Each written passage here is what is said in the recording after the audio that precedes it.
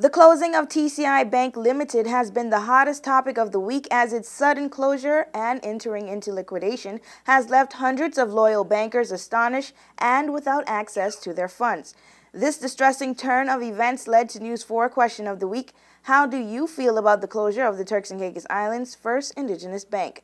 On the night of the closure, News 4 asked one concerned citizen how he felt about the chain of events, and he commented, Yes, it's sad to know that you're at home and you get such a news, It's like a breaking news concerning the TCI Bank, closed down.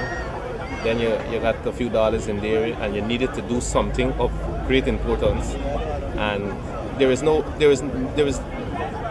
way you could trust a bank anymore, because if a bank is closed down with your collaterals and and you can't get it, then where could you put your money? It's a sad thing right now. I mean, you're struggling on the island. You have permit for pay for you put your money in the bank to secure it also, so that you could take it out when the time for the permit meets and you could pay for it.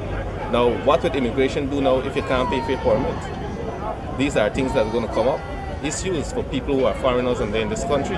You can't leave your money in the apartment. Thieves break in the apartment, go in, and the first thing they are checking for is money. So the bank is the secure place, and you put the money there, and now the bank is closing down with your money. What next?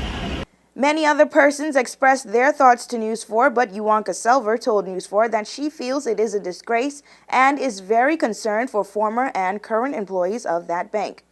Personally, I feel that the closing of the country's national bank is a disgrace. I've said at two of the meetings with the governor that he had down here and on another island that, we need a bailout in this country. We need a bailout. We need money from the UK, because for the British government to take over and bring no money to the table to rescue the people who are in dire economic situations is no good governance at all. We have people right now who hundreds of people who had held accounts there, and also employees that were dismissed without compensation. They weren't able to even get any money off their accounts at all at the bank, and they weren't even given reference letters to go out and seek additional employment. Meanwhile, one online contributor added, "A bank closing is a very sad sign for the economy and residents of the TCI. What is really more distressing is the media reports of a deal being minutes away from completion and the FSC still closing the bank. Shouldn't we try to save the country's national bank, and when will customers get their money?" For WFE4 News, I'm Amanda Miller.